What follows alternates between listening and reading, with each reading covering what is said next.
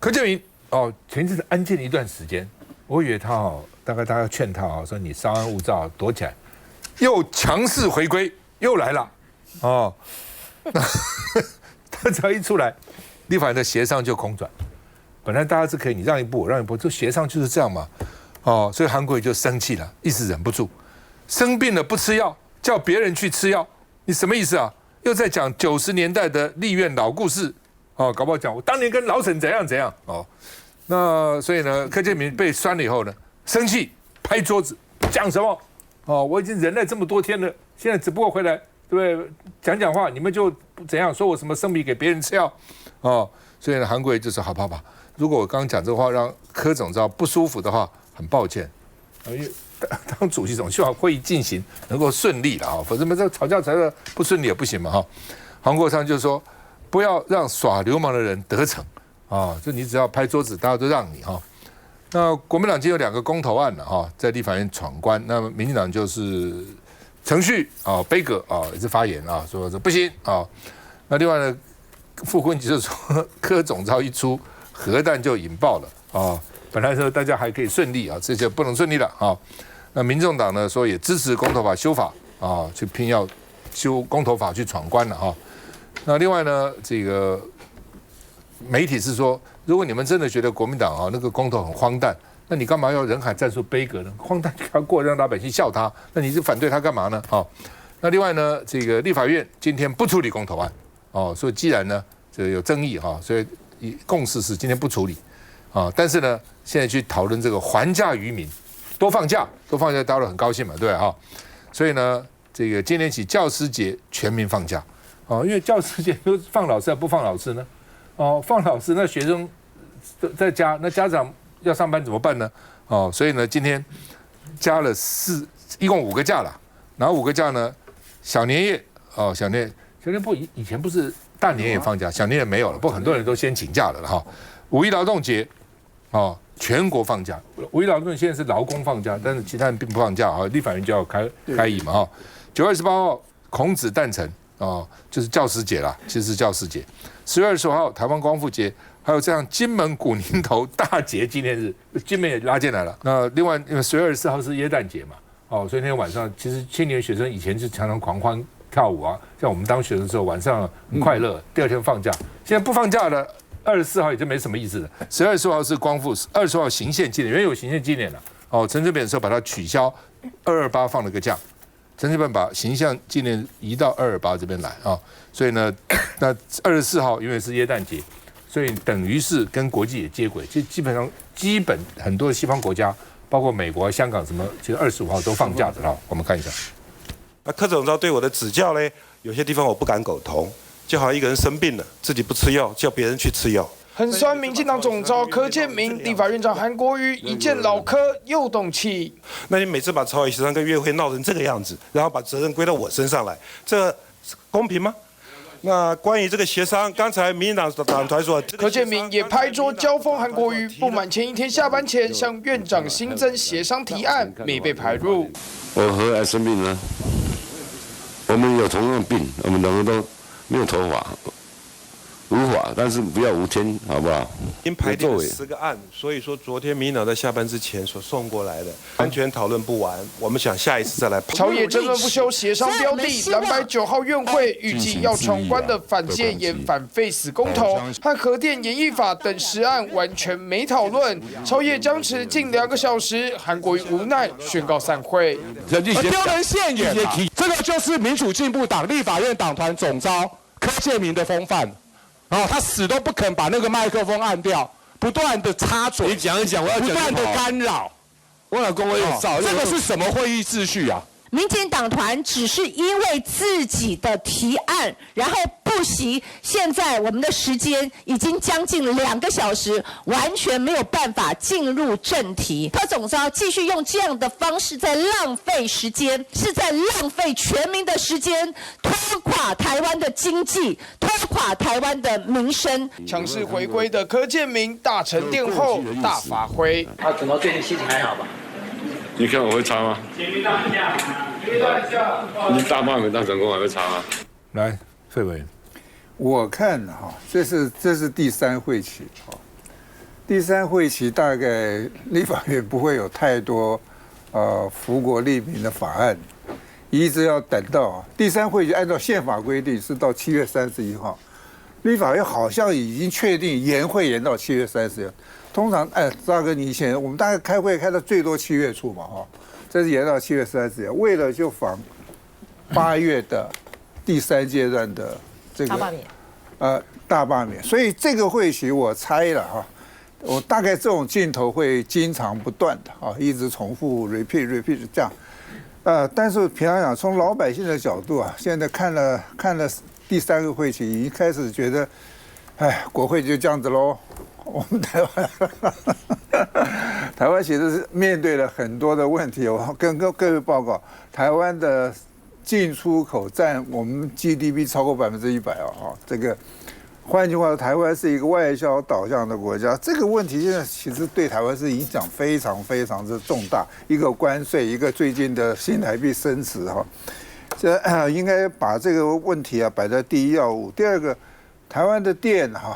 电价势必会越来越高，因为废核了以后，我个人对先跟各位报，我个人对核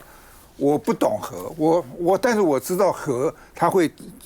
便宜。会干净这个世界的潮流是这样子我是觉得很多的事情是需要做的，还有我们台湾的年轻人的未来是什么？现在台湾的房价高居不下，这个其实很多问题需要处理的，但是现在都被这个大罢免给卡住了。好吧，公投案到底怎么回事？我们看一下。对旁边的柯总召比战，韩院长和老柯芥蒂没了吗？毕竟前一天朝野协商破局，柯总召大回归，好忙，表决前再次和傅昆萁沟通，两人肩并肩走去后台协商，因为要表决蓝营力推的反废死和反戒严公投。柯总召院会开始前战术讨论，打算祭出焦土发言，要求每一位绿委每一案都要论述发言。2个空壳跟诈骗的公投，他们要用人数的多数来表决通过。而昨天的朝野协商，大家都看得非常清楚，韩国瑜的协商就只是过水，用焦土发言给在野时间压力。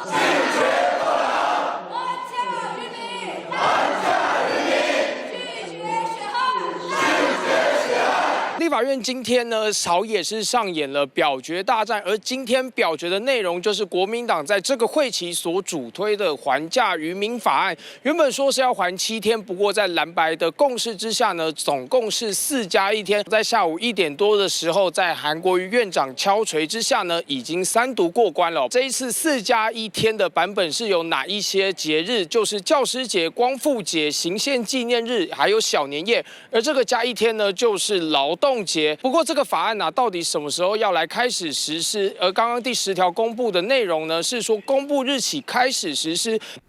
不知道民进党会不会去复议释宪？不知道会不会，他反对到底会不会不知道。继续再回来。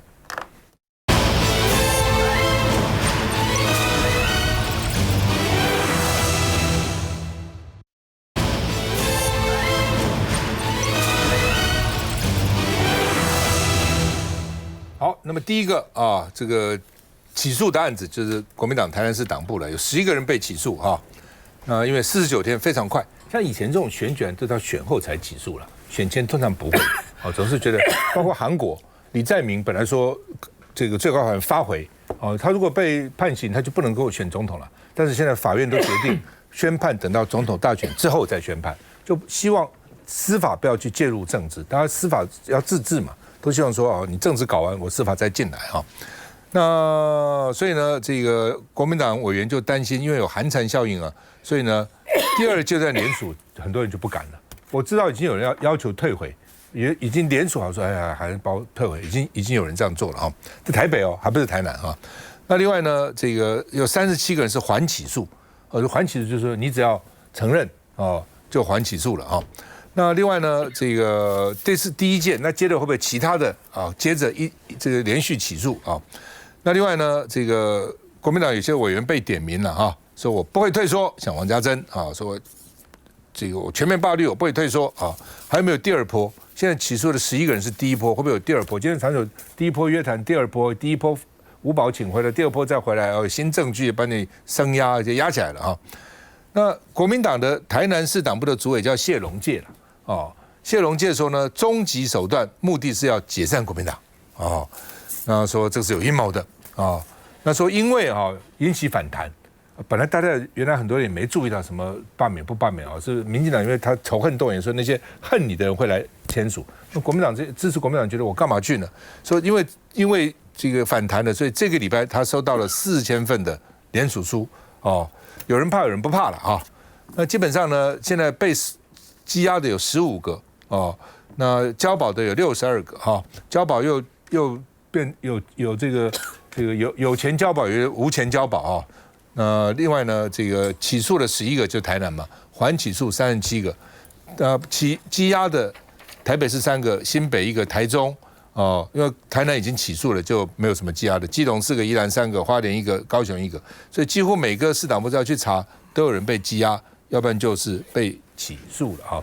好，那我们看一下到底怎么回事。不断的从林右昌党的秘书长，再到中选会的主委。都指明了这是国民党的所谓组织犯罪，那组织犯罪到最后，它就是解散政党。这过程里面还有内政部长跳出来讲有首谋，这组织犯罪里面才会有所谓的首谋，所以就是拼凑起来，他们就是一直要把国民党逼到你是一个破坏、颠覆民主秩序的一个政党，最后就符合宪法上的解散政党。那解散政党呢？这个他们的终极手段。来，佩君。司法案件的审查没有一个绝对值，什么叫快，什么叫慢？但是过往大家对这个司法人员过劳的诸多公共讨论，就是很多重大关注的案件，大概也需要1年以上的时间才会起诉或者是侦结。所以台南市党部的这个案子起诉，如果跟过往这些经验来相比的话，确实可以归类算是快的。但是起诉的快跟这个会不会判决有罪，又未必有连结，其实说实在就是2回事啊。但从这个角度来讲了，我觉得国民党可以思考，就是说，与其让检调以这个侦查不公开为名，然后约束被告们不可以对外去说明，但是另外一方面又成天透过特定的媒体去放话，就是我模拟可以，但是你擦脸不准的这种模式，也许及早结束侦查，然后进到这个公开审理的阶段，不一定是坏事。那当然这是比较阿 Q 的想法。那但我觉得对，包括刚刚这个谢永介来讲了，国民党一直在诉求就是一个合乎比例原则的审理过程，可是很遗憾，就是这件事情到现在看起来还没有看到一点希望或者是曙光，因为很多的这个审理方式，比例上来讲，从刚刚讲的审理的时间，那乃至于说这个被起诉或进入到这个侦办的过程，时间点都有违我们过去的认知。比如说最近讨论的最多就是到底这个侦查移送的日期应不应该在罢免之后？那其实我们从过去的例子上来看，大部分的案子都是在投票日之后。那因为这些你说有问题的联署，它已经在先前已经剔除掉了，那就不会实质上去进行到影响嘛。那但是如果你在这个投票前有大动作的话，包括像赵大哥刚刚讲，可能光在联署的时候就会有人心生这个胆怯，撤回他的联署。那更不要讲到投票的时候，还得走出门进到投票所去投，那又是更明确的意思表示。所以如果在投票日之前去做大动作的移送，那甚至是收押，这个搜索收押，都会对这个我觉得对民众或对选举结果造成或大或小的影响。所以在过去来讲，不管是罢绿的、罢蓝的，多数移送日期都会在投票日之后，包括高雄市议员黄捷啦，或者是高敏玲，或者甚至高雄市议员陈志忠、立委陈柏惟、立委的林昶佐，这些案子都是在投票之后才去做移送。那多半当时考量的是这样。那国民党不断反复强调是，我觉得很容易被民进党偷换概念，就是说你自己不要做这样的事，就不会有这样的结果。我们没有说如果当中涉及不法，那当然检调去办，我们都尊重司法。但是这之中有没有符合比例原则？各党各派的罢免案出现错假死亡联署的时候，有没有得到合理公平的对待？我觉得是国民党现在不断呼吁这个法界可以去正视的一个观点。黑良君。我觉得刚刚佩君有讲到，就是说，当然，如果国民党就是这个有不法的部分，那当然检调去介入侦查啦。但是要说要一致标准一致，但是我也要提到，就是国民党罢绿委的这些一阶联署也确实在错假率上面高达20%到30%。那一般的公民团体，你说罢蓝委的有没有？有，确实我们也看到说有一些错假率可能3到5%。那当然就检察官而言，他要怎么样先去侦办比较严重的状况或比较轻的状况，这当然是司法检调去处理。但是这高错假率的状况，是不是整体来说是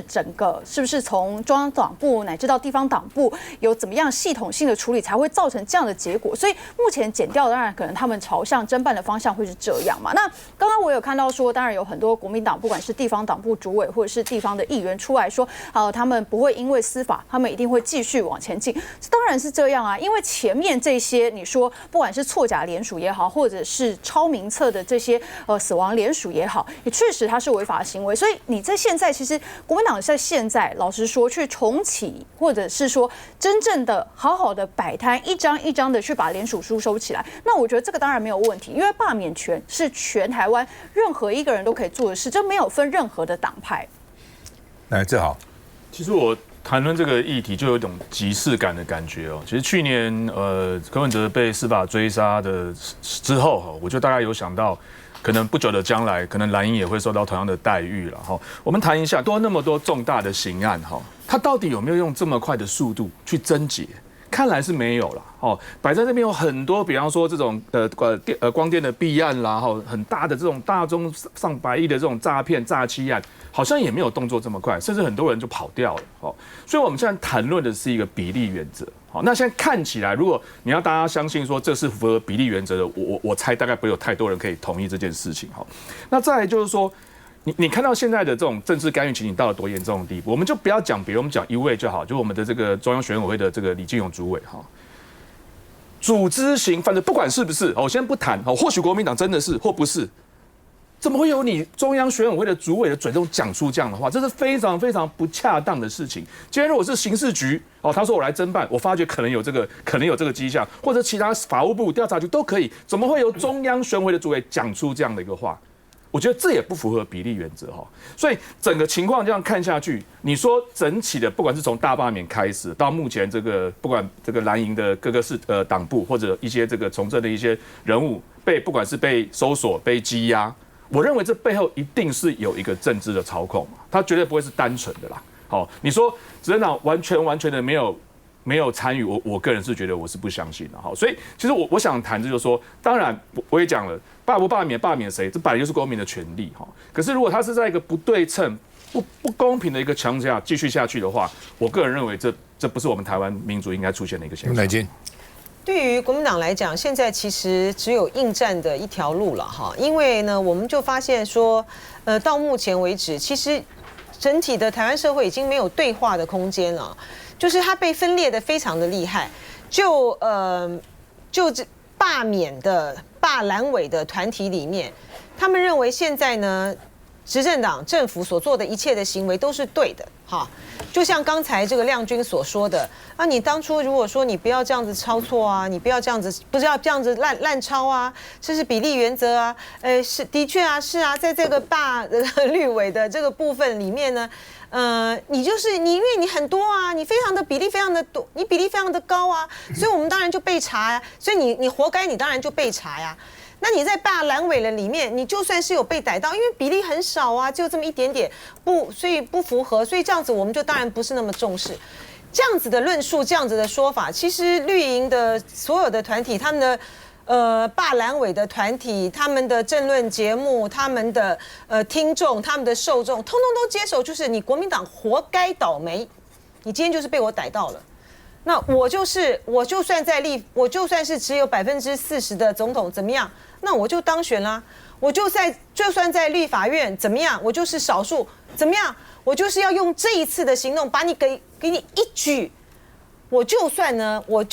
没有办法呢，真的是大罢免大成功，我拉下你他只要拉下6个，对不对？我拉下来6个。好，如果说重选回来的时候呢，真的是有6个人重选。民进党就能够一举扳回这样的个局面的话，那我就赢啦！我不赢又怎样？我不赢我也搞得你半死啊！所以说，所有的一切，从中选会、地检署、调查局，甚至于到法院，都这样子干啦。然后呢，大家没有注意到吗？前2天呢，媒体有报道，这一次呢，查办这个所谓的伪造文书这个事情，是拿来当做查贿选算绩效的。还有另外一个很重要的是，明年的5月的时候呢，新的检察总长人事案要在立法院通过立法院。你在这种情形之下，如果现在还任由蓝白来掌控立法院多数的话，你提谁？你提谁，谁都过不了。你看，像现在的这种检察总长，然后这样子搞这个国民党这种方式，如果说这次他的大罢免没有成功的话，那你明年你提谁？你提谁，谁都过不了。所以他一定要翻呐，他一定要翻的情形之下，他才可以透过明年的检察总长的这个人事，来进一步的掌控2026年的大选，甚至于到2028年的大选。那我现在搞你这个国民党的，从地方党部上面，我把你的所有的东西通通都收走，什么金主的啦，什么通通都收来，我进一步的再去斩断你的党中央的这些的经脉人脉。这个对于民进党来讲，他就是现在正在做的事情，他还客气了，他不会客气。基本上是这样的哈，他这个是有个来龙去脉的了哈。就是说呢，国民党提了一个法案，就是以后都要身份证影本，对不对？那个法案是2月20号生效。那民进党其实很早就开始在联署了。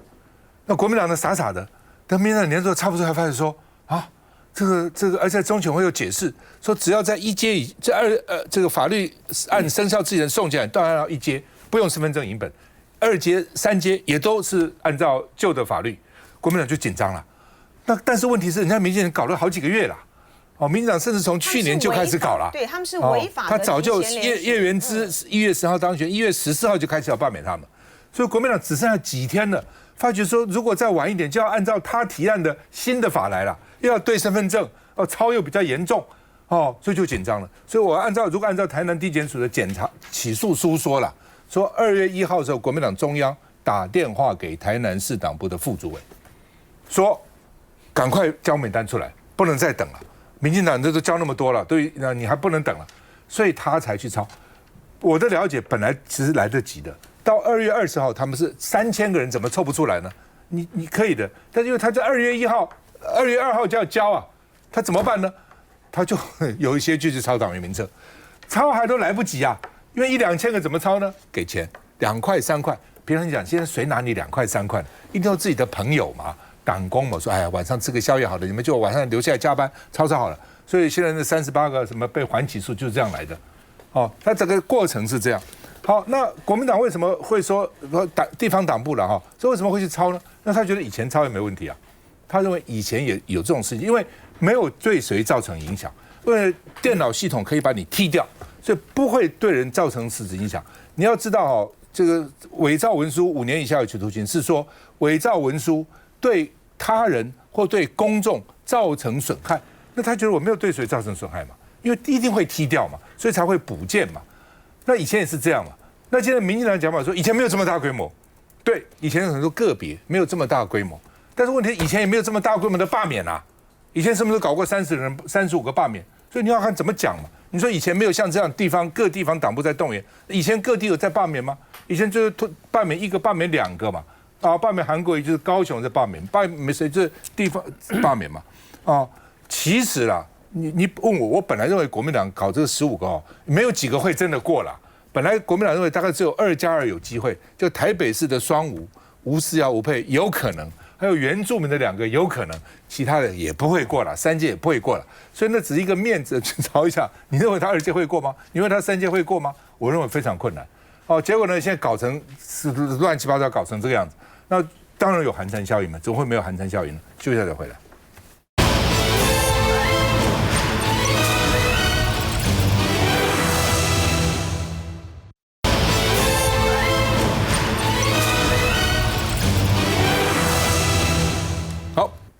基隆说呢，这个反正林佩祥被罢了，他是最后一个他在最后，他6月底大概才时间到，还是5月底那这个民进党端出来绝配宅急便，反正就一个名称了那就是说是到府服务所以呢，这个林佩祥就说，从幕后到幕前了，不演了，直接介入罢免了，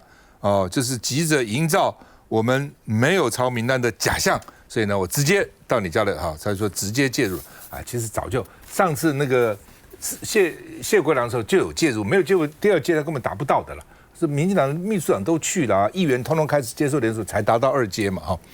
那另外是清大这老师在很荒唐那他叫学生写作业，说呢作业你们去写一个宣传大罢免的文宣，而且占总成绩的30%，所以学生就很气不管学生什么立场了学生立场一回事，但是你这个不可以，老师你怎么可以这样呢？因为这是一个选修课了，如果是个必修课还非修不可，因为是一个选修课所以呢，这个很多人就退了，不修了，到最后只剩下6个人去修这个课那内容呢是要构思完整的影片内容，拍个影片大罢免所以清大的学生也留言说很扯嘛，对不对？而且你是针对特定，何必呢？而且你是不是我们拍完了以后就拿去当宣传片？你看学生都这样宣传，这样宣传，所以学生也不太愿意。就是就算我同意罢免，我也不愿意被你这样用嘛，利用嘛教育部、清大都有回应了教育部说呢，已经获得学生的陈情信件，所以要去了解那清大说跟教师联系了，要了解为什么安排，原因到底是什么等等那另外呢，国民党就说，你看这不是绿卫兵到校园里面去了吗？那学生的成绩居然变成这个要罢免的一个牺牲品到底怎么回事？那另外呢，现在因为很多选民接到简讯，你要罢免谁罢免谁，就奇怪了，这是个资你怎么会有电话呢？说是不是电信业在卖个资呢？到底怎么回事？你看他们接到为了孩子一起守护平镇龙潭的未来，4月7号以前到平镇什么地方然后呢联署1人邀5个人，让下一代拥有更好的生活。这简讯收到这个东西了，你怎么会有这么大量的简讯呢？到底怎么回事呢？我们看一下。全台大罢免持续发酵，有清华大学学生发文控诉，选修课程作业却需要拍影片宣传大罢免，引起不少讨论。学生贴文指出，选修中文系基础影像叙事，但老师却拿罢免来当课程内容，要求制作宣传罢免的影片企划，相关作业更占总成绩30%，让学生觉得难以接受。一开始是想要学习探讨电影，课程却牵扯到罢免议题，不免让人产生质疑。但如果是要宣传大罢免这件事情，感觉就有点把政治带到课堂上。如果要就是分析大罢免这件事情，我觉得是可以的，但是如果要表达支持或反对的话，这样好像有点不太适合。数位学习平台上课程说明清楚写出作业要求，请学生以台湾 Action 编剧的身份创作故事，宣传全台大罢免，内容需包含标语、音乐、场景跟预期效果。虽然特别强调不得针对特定政治人物或选区，也提醒学生跳脱同温层，但仍被认为这样的课程设计已经跨越校园政治的中立红线。因为这个议题比较敏感嘛，在现在就是因为他通常提到大罢免这个词的时候，还是会涉及有一定的政党倾向。不过，也有民众认为，符合现况时事，只要老师不强加立场，影像创作、政治议题本就无需回避。重点在于是否提供多元观点。目前我们也和学系的主任，也和老师正在做积极的沟通，审视一下老师的课程的设计与评量的方式。校方回应，已经和开课老师沟通，调整作业内容，而学术与政治间的界限该如何拿捏，持续成为社会大众的讨论焦点。老沈。清大社科院是很绿的，那今天这个案子发生以后，学校的处理也是这个，就是不找编辑啊，要问老师啊，要查一下怎么样啊，都是不敢动。那这个民间团体跟民进党一定对这件事情肯定啊、赞美啊、鼓掌啊，晚上节目一定爱看的，你怎么？用什么理由来讲这个老师是错的？我有我的道理。你说为什么？今天老师出个题目，应该是学生里头可以选正反两面。你可以说我赞成大罢免，然后写剧本啊，写 slogan 啊。但是也有人说我不赞成这个大罢免，也可以写。但是今天的社会的氛围，这气氛已经走到反大罢免这一条路已经没有了，已经不成路了。已经是死路一条了，只是国民党不承认而已这一条路是完全 zero， 然后你老师出这个题目，就是要学生只走这一条，只能这样写，这样的老师是不及格的。我敢讲说，所以呢，这要回到为什么反罢是死路一条，这也是国民党的不能干啊，不能干。他出发的时候慢人家几步，论述有问题啊，讲法有问题，所以没有能量。所以我不赞成刚刚谢龙介讲的，说他们就是要解散国民党，或者是朱主席说这个赖清德就是要做希特勒，这种讲法虽然很耸动啊，但是太简单太直接，这个没有说服力，你知道没有说服力。所以我一直在想，我几天前我在一个节目里头有讲说5月、5、6、7、8、9这5个月是台湾民主宪政的黑暗期。那我讲它是黑暗期，你会说，是很光明啊，怎么黑暗呢？那我讲它是黑暗期，我应该有个道理。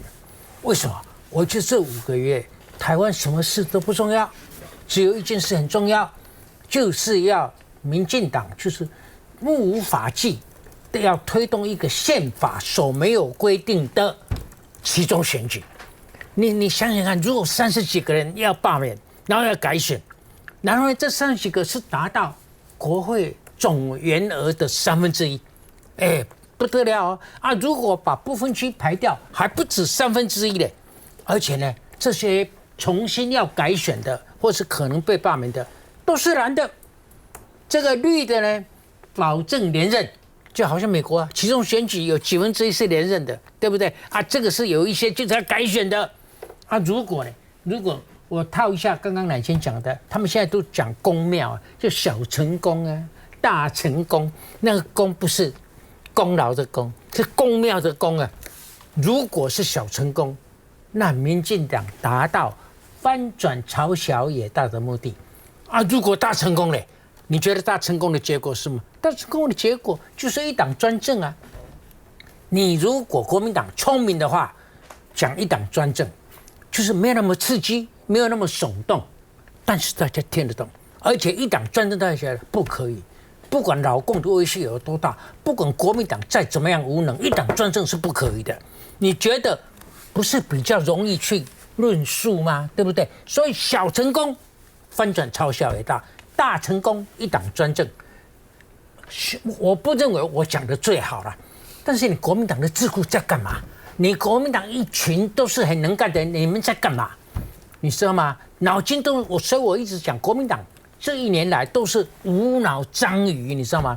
没头壳、没头脑，去买塔口章鱼，35条腿，民进党拿着刀子要砍你的腿，砍来腿以后面呢变成什么？你看过三太子没有？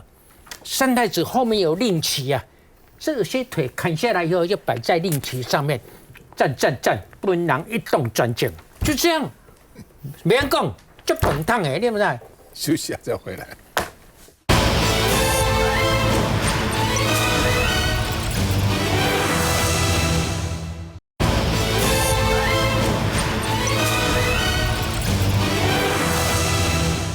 好吧，这个现在呢，这个凯这个案子大家还是很瞩目，而且他们现在要到凯道去集会哈。那这个到底怎么回事哈？5月10号要集会哈。那后面到底动机说单纯还是动机不单纯哦？是不是用一个小孩到底怎样？大家都在关心哦。那访视业务督导是有一个民进党立委在督导了哈。不过呢，这个立委说呢，说我只是被动提供咨询，我并没有主动去这个督导哦。所以呢，他落泪澄清。你解释一下好不好？我看不懂这则新闻呢。他的角色，玉琴的角色是什么督导？是官方的督导，还是他是社工嘛？外聘督导，主要谁聘啊？谁聘？你讲清楚，谁聘？外聘督导哈？外聘谁？一定是对协会是民间协会，民间协会聘的，民间协会聘，民间协会聘，民间的协会，民间协会聘他。对，在这个凯案发生之前还是发生之后？发生之前。对，所以他老早这件案子的发生，他。理论上为什么没有发觉？没有这样，意思是这样，对不对？这样嘛啊！民进党就声援他嘛，说你不要泼砖水给他，不要转移焦点啊。王宏威说你哭什么？哦，是鳄鱼的眼泪啊。那社会局呢？他是社会局说呢，外聘的督导哦，社会局的督导每季3小时6000块了，有一点酬劳了，但不是很多了，但是每小时2000块了，有一点酬劳那这个外界就质疑对象是不是现在台北市社会工作师工会理事长、民进党立委林月琴那到底怎么回事所以呢，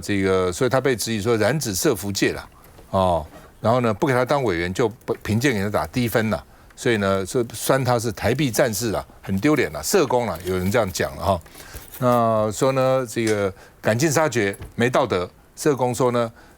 被国民党呢扣帽子刚好而已所以看起来呢社工界本身大概里面也有不同的意见那另外呢社工的副理事长沈耀义说呢拿凯凯案斗争要有底线不要因为凯凯一个小孩子不幸死亡了这个大人在斗争了那到底怎么回事另外呢民进党的议员是说台北市政府没有站在儿童被虐待的前线那社工的感慨是说呢，我们是基层人员，不要扣我们帽子我们是都很认真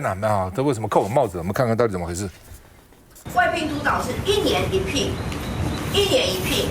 那重点来了，外聘督导的责任跟工作是什么？民进党立委吴思瑶一边解释，一旁的林月琴不断擦眼泪，他会指控凯凯案发生时正好是外聘督导。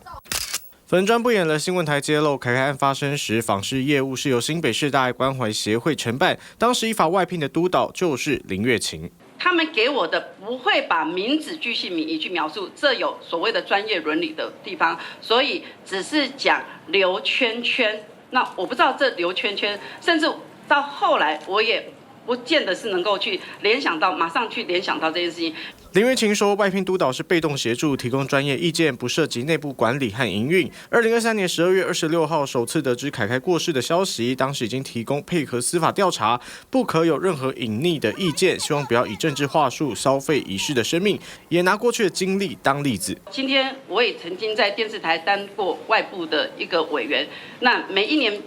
去开会的速度密度更高，比如说1年可能会有6次。那如果电视台当中有员工有什么问题的话，是会要来究责于我吗？认为自己遭受抹黑，数度落泪，但凯凯案一审判决结果将出炉，各界关注。台北101董事长翟永杰在脸书上替凯凯发声，写下司法一定会给恶人一个对等的惩罚，号召民众5月10号凯道见。亮君到底怎么回事？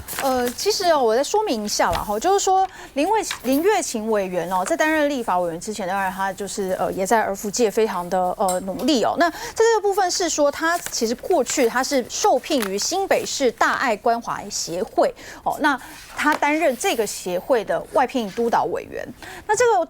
个督导呢，那当然就是说大家讲说，那这个案子里面有包含，是不是有包含凯凯案？但实际上外聘督导委员呢，他在做的就是说，如果机构他遇到有一些状况或是一些个案的时候，那他会找外聘督导来给予专家学者的建议，其实就有点像是外聘的这些顾问专家团了哈。那在2023年的这个时间点那么是总共开了4次的会议。那么林月琴当时知道凯凯案的时候，其实是已经在凯凯案往生后的第2天。那么他也立刻也有跟大家讲说，那如果是这样的话，第一个就是确认这个刘姓保姆，他当时收托另外一位儿童，就必须赶快移除，立刻做其他的处理。那所以现在大家想要把这件事情来去讲说，是林月琴委员在当时没有及时的去阻止，就可以让这个事情不能发生。但是这实际上，因为以外聘委员来说，他没有办法去真正的去指挥，不管是说